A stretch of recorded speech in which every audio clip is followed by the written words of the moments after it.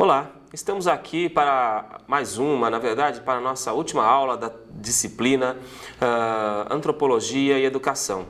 E na aula de hoje nós vamos discutir um pouco a respeito das principais teorias antropológicas. A antropologia, ela foi constituída com o intuito de entender o fenômeno humano. E principalmente foi constituída a partir de questões básicas que definem suas formas e seus focos, suas formas de investigação e também seus focos de investigação, seus objetos de estudo, vamos dizer assim, ou suas realidades a serem estudadas. E algumas questões são as seguintes. Como explicar que uma mesma espécie, a espécie humana, no plano biológico, apresente tantas variações no plano cultural? Qual é a causa da unidade e da diversidade humana? E o que é a cultura? O que é a natureza? Qual é a relação entre cultura e natureza? Qual é o valor da cultura, a relevância da cultura nesse processo da diversidade humana? Assim, se formaram 3 conjuntos teóricos da antropologia para responder a estas questões básicas e algumas outras mais. O primeiro conjunto teórico da antropologia foi o evolucionismo, antropologia evolucionista. O evolucionismo foi criado ao longo dos séculos XVIII e XIX, fundamentalmente no século XIX, e ele foi um importante instrumento de dominação dos imperialistas europeus sobre os demais povos, principalmente povos asiáticos e africanos.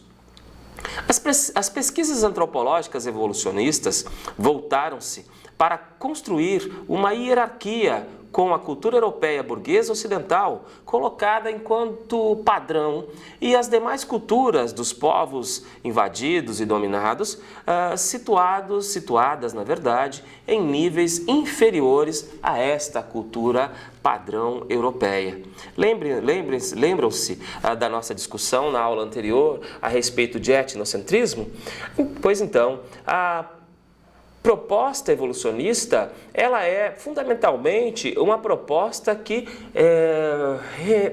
afirma o etnocentrismo. Desta forma, a teoria evolucionista partia do princípio da existência de 3 estágios evolutivos, num processo de evolução que seria e deveria ser idêntico para todas as sociedades. E desta maneira, então, todas as sociedades estariam inseridas numa única narrativa histórica e num único processo de desenvolvimento societário. Desenvolvimento este pensado a partir da sociedade europeia.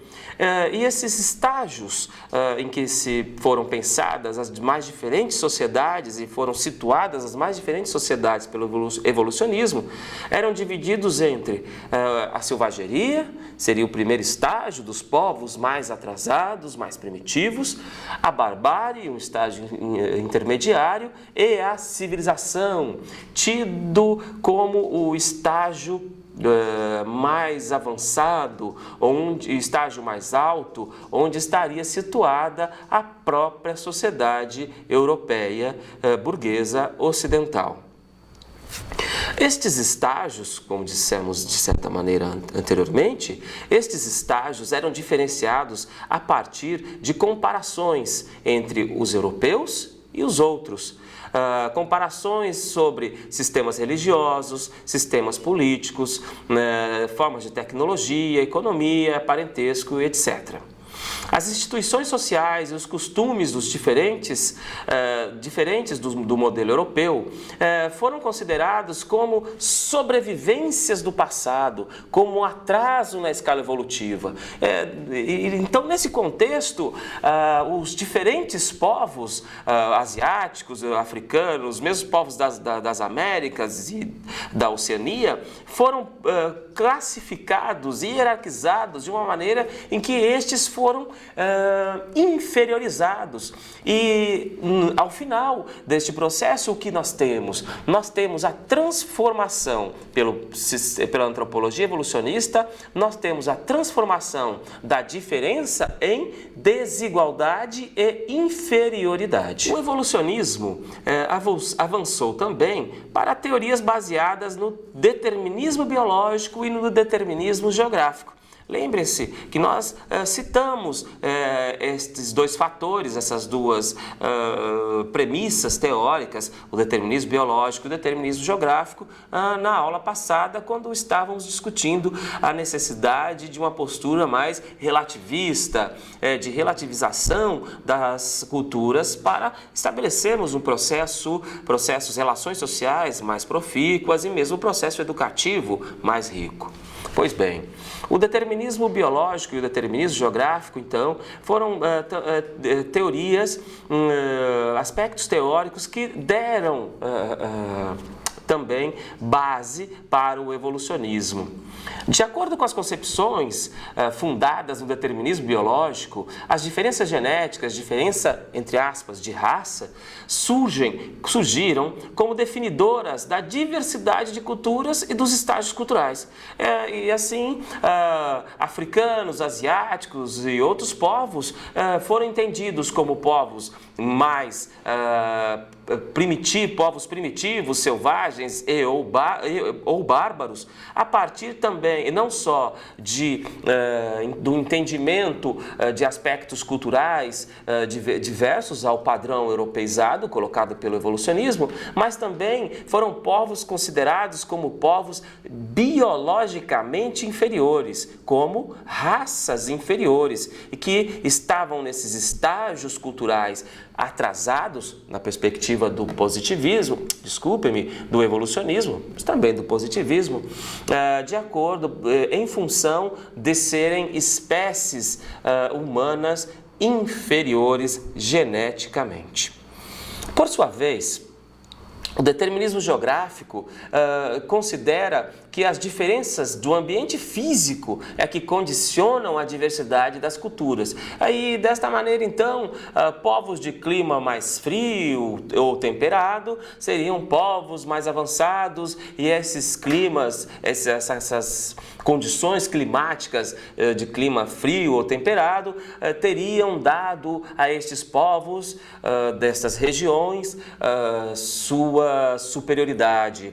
Seriam definidores de suas características superiores. E na mesma escala, povos de regiões mais quentes, de clima tropical, seriam povos influenciados de maneira negativa e desta maneira, povos em estágios mais atrasados, povos mais primitivos. De qualquer forma, tanto o determinismo geográfico, com essas limitações da percepção da cultura apenas a partir de questões climáticas e outras que dizem respeito ao mesmo âmbito, quanto também o determinismo biológico, com essa limitação da percepção dos processos culturais com base na ideia de raça, limitaram a percepção da diversidade cultural existente e a possibilidade de valorização das culturas humanas. E, assim sendo, nós, enquanto educadores, enquanto cientistas, formadores de opinião, nós, então, temos a necessidade de avançar para além desta perspectiva evolucionista. E para isso, posterior ao evolucionismo, nós apontamos a teoria funcionalista, que é um conjunto teórico mais, vamos dizer, adequado, mais rico no que diz respeito às possibilidades de percepção da cultura e das sociedades humanas com suas potencialidades e com as suas qualidades, vamos dizer assim. A principal referência teórica da teoria do funcionalismo é Bronisław Malinowski. Malinowski tem como grande obra sua Os Argonautas do Pacífico Ocidental. É uma referência fundamental para nós, para qualquer uma que queira estudar, entender melhor a teoria funcionalista de Malinowski. O funcionalismo tem como princípio a construção de hipóteses e entendimentos teóricos a partir da lógica indutiva, ou seja, apenas se constroem interpretações das realidades em estudo a posteriori ou depois do recolhimento de informações, de dados desta mesma realidade. Nesse sentido, o evolucionismo ele é inverso e é fundamentalmente distinto do funcionalismo, vamos dizer mais claramente. Nesse sentido, então, o funcionalismo ele é inverso ao evolucionismo. E fundamentalmente por quê? Porque considera a lógica da cultura estudada e descarta a produção de entendimentos prévios a partir de generalizações e comparações fundadas em deduções. Mesmo superando e indo adiante, na verdade, com relação ao evolucionismo e aí valorizando o contexto das culturas estudadas, algumas críticas são feitas ao funcionalismo. E essas críticas basicamente referem-se à definição da cultura enquanto resultado de busca de se resolverem as necessidades humanas. Então a cultura colocada como resultado como fruto da busca de resolução de necessidades humanas. Nesse sentido, a cultura fica muito ligada, numa determinada forma de funcionalismo, a cultura fica muito ligada a uma dimensão biológica, se assim podemos dizer. Assim, fica difícil definir quais, e também outro aspecto importante é que é difícil definir quais são as necessidades humanas fundamentais em cada sociedade, ou então para todas as sociedades. Esse é um apontamento dos críticos de Malinowski. E aí surgem dois aspectos. O primeiro, surgem dois aspectos que Malinowski pensa para estabelecer seus princípios teóricos. O primeiro é de que a cultura deve satisfazer um sistema de necessidades biológicas. O segundo aspecto é de que toda e qualquer realização cultural, seja um artefato ou um símbolo, visa a satisfação de uma necessidade corporal.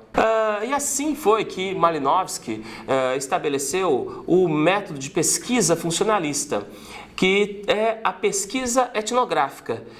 Pesquisa esta que é pautada em anotar os mais diferentes dados, né? As mais diferentes informações relativas a sentimentos, atitudes do cotidiano de um grupo e outros aspectos, sempre no contexto da própria cultura em estudo. Posteriormente, a recolha destes aspectos culturais o funcionalismo, para construir suas interpretações, suas análises sobre as culturas, busca perceber as correlações e as regularidades existentes entre os diferentes aspectos da cultura em estudo para definir as funções destes aspectos culturais no contexto cultural estudado.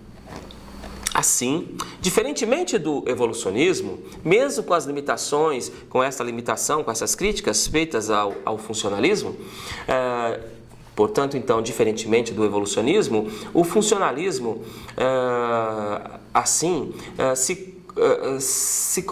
o que se compara é o elemento da cultura no contexto em que ele aparece, e não se compara um elemento cultural com uma ou outra cultura colocada enquanto padrão.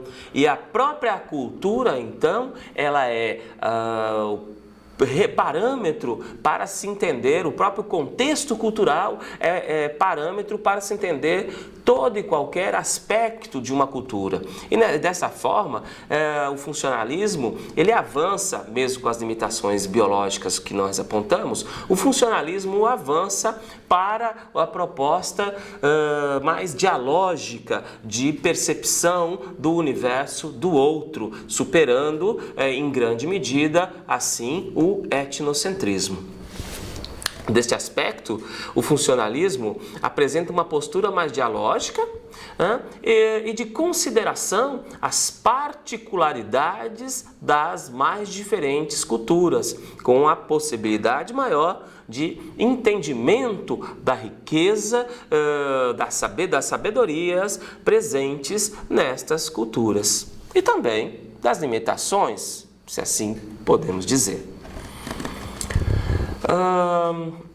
Além do funcionalismo e do além do funcionalismo e do evolucionismo, temos também a abordagem teórica estruturalista. O estruturalismo tem como seu principal teórico Claude Lévi-Strauss, que trabalhou no Brasil, inclusive aqui na região amazônica, entre 1935 e 1938. Trabalho este que resultou de sua obra Tristes Trópicos, obra muito importante e fundamental na vida acadêmica, profissional de Claude Lévi-Strauss, e que também hoje é uma referência bastante significativa, bastante relevante para qualquer um ou qualquer uma que quiser adentrar das concepções teóricas, nos entendimentos do estruturalismo.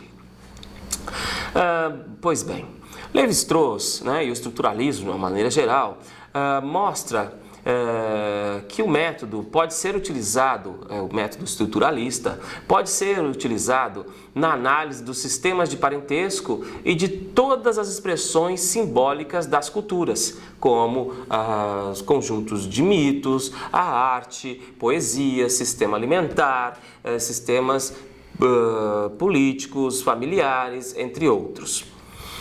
Nesse sentido, mostrando que nesses sistemas são as relações estabelecidas entre os valores culturais que contam e não as denominações, os termos atribuídos pelos sujeitos a estes aspectos culturais.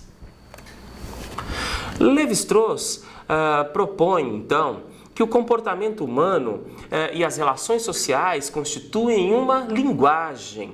As denominações, os termos que os sujeitos estabelecem, atribuem aos diferentes aspectos culturais, por isso, surgem como uma linguagem e a sociedade é vista no estruturalismo, a partir da perspectiva estruturalista, a sociedade é vista como um sistema constituído por significados culturais. Então, o estruturalismo busca o sistema de significados culturais próprios de cada cultura. Pois bem, a ação de atribuir significados ao mundo decorre da função simbólica, específica à nossa espécie Homo sapiens. Dissemos já na primeira aula que essa é a principal característica da espécie humana, de atribuição de significados para as nossas relações com o mundo e para as diferentes coisas do mundo, inclusive aos demais sujeitos de nossa cultura e de nossas realidades e a nós mesmos. Essa capacidade de atribuição de significados para essa capacidade de atribuição de significados para Claude Lévi-Strauss Então, para ele, a mente, que ele denomina enquanto espírito humano, para ele funciona como um estruturador inconsciente, ou uma forma vazia, um estruturador lógico que organiza os mais diversos conteúdos relativos à nossa compreensão e expressão daquilo que nos cerca, do mundo em que nós vivemos. Em seu livro O Pensamento Selvagem, Lévi-Strauss traz esse entendimento a respeito da capacidade de atribuição de significados ao mundo e de elaboração das relações dos sujeitos de uma cultura no mundo, estruturando as suas relações com os seus significados. Ele mostra isso no seu livro O Pensamento Selvagem.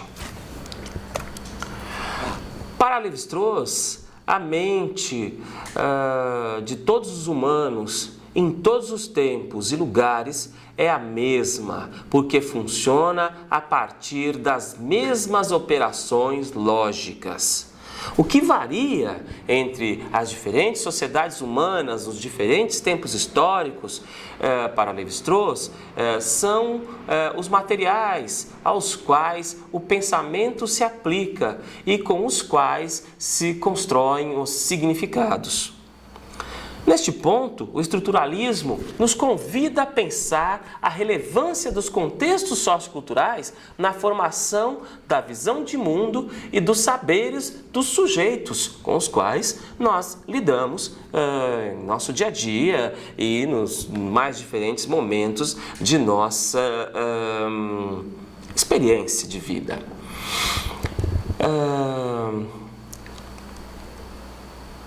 Os seres humanos lidam com o mundo a partir dos significados construídos por sua sociedade, por sua cultura. A cultura é feita, então, no entendimento do estruturalismo, a cultura é feita de sistemas simbólicos, a começar pela linguagem verbal, um grande, imenso sistema simbólico. Assim, a cultura é produto da atividade do pensamento coletivo, que constrói respostas variadas a partir das mesmas operações lógicas, contrastes, similaridades, oposições e inversões. E nesse sentido, o estruturalismo apreende e propõe a percepção da diversidade cultural, na unidade da espécie humana. Diversidade esta que se estabelece a partir das variadas respostas que os grupos humanos constroem para lidar com suas variadas, diferentes realidades socioeconômico-político-culturais. Estas respostas visam várias finalidades, para além de finalidades práticas, como, por exemplo, finalidades estéticas, finalidades teóricas, filosóficas. Assim, supera-se também, na perspectiva do estruturalismo, uma visão de cultura enquanto algo pragmático ou uma visão de cultura enquanto algo ligado e limitado pelas necessidades biológicas dos grupos humanos. E aí, então, nós precisamos apontar aqui agora a cultura como um aspecto, este aspecto que marca as sociedades humanas, que vai para muito além do biológico e que, inclusive, interfere no biológico, como dissemos em outras aulas, e transforma o próprio biológico, a nossa própria dimensão biológica. Portanto, para a teoria estruturalista, a cultura é o resultado do modo de funcionamento do aparelho cerebral humano, sendo toda a espécie humana dotada de uma capacidade cerebral.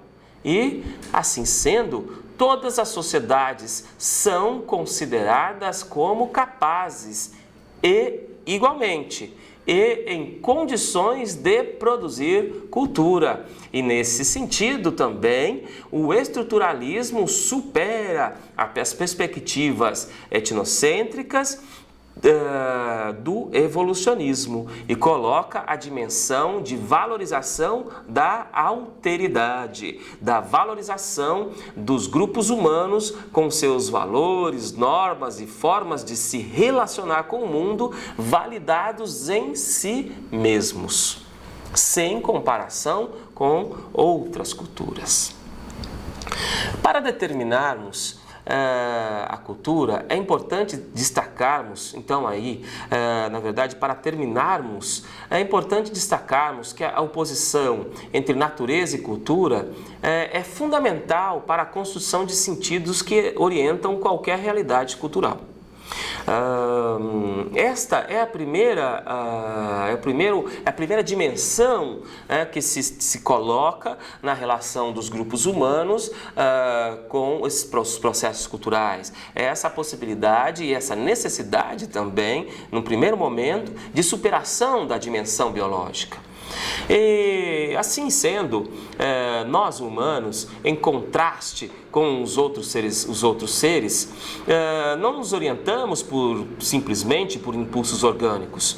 Nas sociedades humanas, as atividades orgânicas, alimentação, sexualidade, eliminação de resíduos, entre outros aspectos, para nós então, humanos, as atividades orgânicas são orientadas por normas estabelecidas pela cultura, muito além de serem pura e simplesmente necessidades definidas de maneira instintiva ou por necessidades estritamente biológicas. Por meio de construções simbólicas, nós humanos vamos realizando nossas conexões entre nós mesmos e de nós com nossa sociedade e com a natureza. Neste contexto, todos os agrupamentos humanos constroem regras, significados e símbolos para regular a proximidade e a distância social, visando assim incluir ou excluir pessoas, objetos e relações permitidas ou proibidas. Este aspecto que apontamos agora, ele diz respeito aos processos relativos à construção do que é familiar e do que é estranho. Estas regras e significados definidoras das normas que dão os limites de nossas formas de sociabilidade. Estas regras e significados que definem nossas relações entre nós, que nos temos como familiares, os sujeitos de nosso próprio grupo humano, ao qual nós atribuímos familiaridade, não no sentido estreito de família, e também regras e significados que definem nossas relações entre nós, aqueles tidos como familiarizados na nossa cultura, e os outros, aqueles tidos como os estranhos. Estas normas que definem a normalidade e a anormalidade, o aceito e o excluído, em termos de comportamentos, de valores e mesmo de sujeitos e grupos humanos. Assim, nós terminamos aqui a nossa discussão sobre a nossa disciplina Antropologia e Educação, com esta aula, onde nós buscamos de maneira simples e até mesmo, vamos dizer, superficial, de certa forma, apontar os principais conceitos, os principais conjuntos teóricos antropológicos, para que assim nós possamos refletir melhor sobre as possibilidades do fazer pedagógico, dos processos educativos e as possibilidades de nós, enquanto sujeitos produtores de cultura e organizadores de valores e processos outros. Ficamos por aqui e até uma próxima aula. Muito obrigado.